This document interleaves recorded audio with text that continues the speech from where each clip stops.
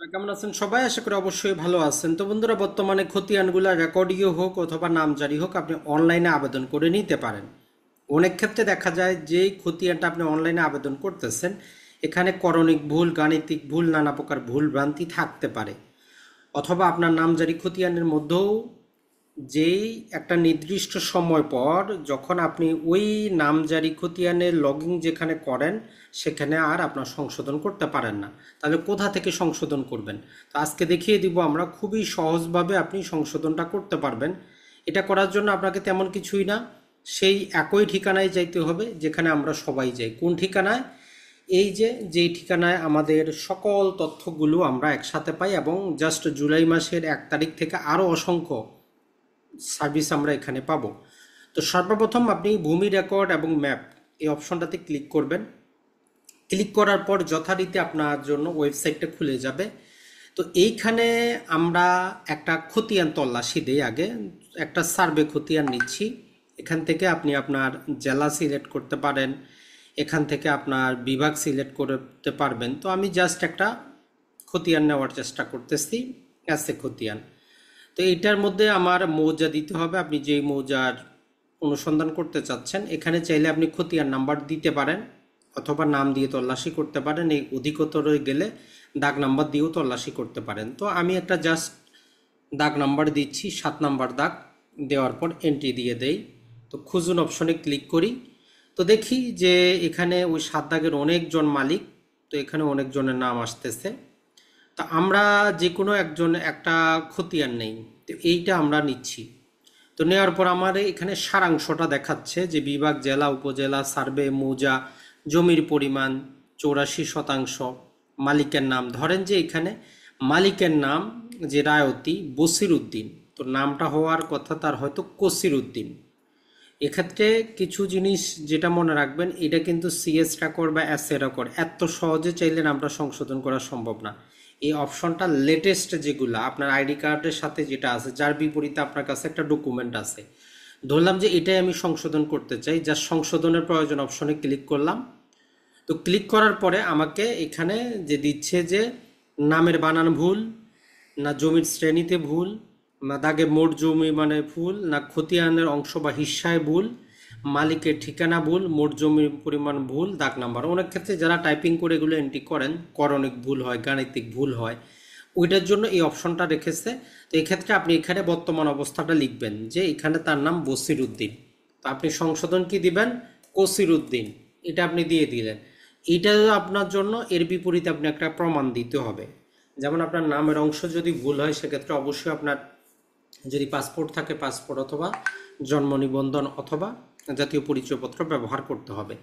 এই অপশনটা দিয়ে আপনি পুরাতন সিএস এস এগুলা সংশোধন করা খুবই টাফ ব্যাপার। তবে হ্যাঁ, যদি আপনার কাছে কোনো সার্টিফাইড কপি থাকে সেখানে ঠিক আছে, আর এখন অনলাইনে ভুল দেখাচ্ছে, তাহলে আপনি ওই যে সার্টিফাইড কপিটা আপনার কাছে আছে সেইটা আপনি আপলোড করে দিতে পারেন। এটা আপনার জন্য বেস্ট। তাহলে আপনি পুরাতনগুলা সংশোধন, তারা অনলাইনে টাইপিংয়ে যে ভুলগুলো হয়েছে সেগুলো শুধরাতে পারবেন। একই রকমভাবে আপনি যখন গাণিতিক ভুলগুলা দেখাবেন ওইটাও করতে পারবেন। নামজারি খতিয়ানও যদি এরকম কোনো প্রকার ভুলভ্রান্তি থাকে, এখান থেকে সংশোধন করে নিতে পারবেন। এটা হয়তো বেশি দিন চলবে না, 6 মাস 1 বছর, যতদিন পর্যন্ত তারা সব কিছু এন্ট্রি করে রিভিশন করে না দিচ্ছে, ওই সুযোগটা এখানে দেওয়া হয়েছে, যাতে কারো নামে ভুল, অংশে ভুল, দাগ নম্বর ভুল হলে ঠিকঠাক করতে পারে।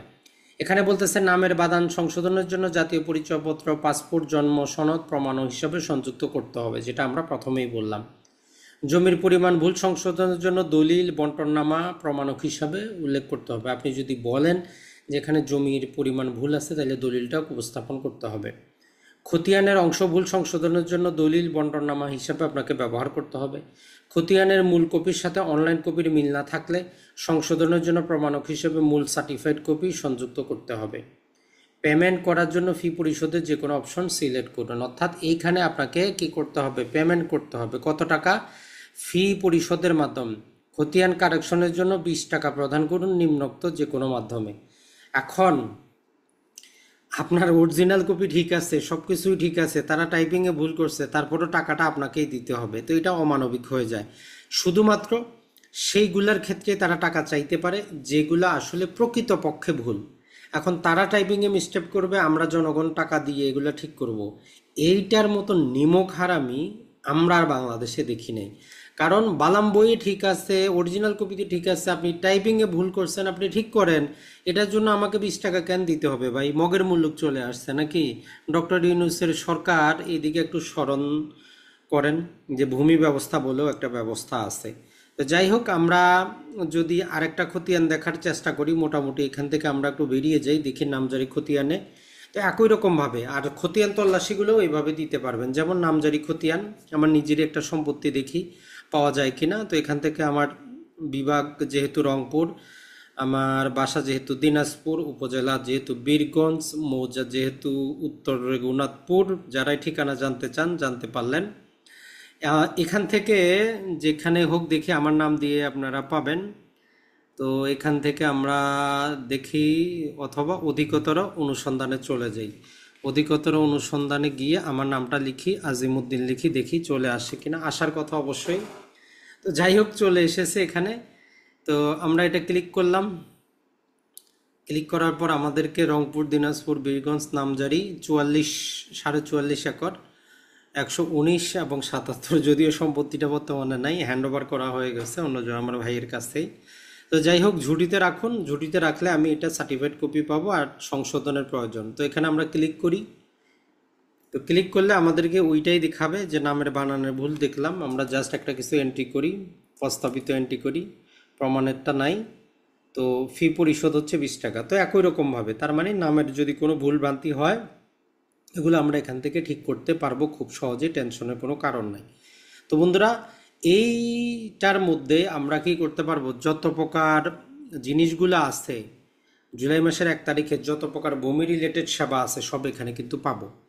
আবার এখানে একটা নোট দেখতে পাচ্তেছি, সেটা হচ্ছে অনলাইন কপি সকল আবেদন পরবর্তী 2 ঘন্টার মধ্যে অনলাইন খতিয়ান ডাউনলোড করে নিতে হবে। 2 ঘন্টা পরে ডাউনলোড করা যাবে না।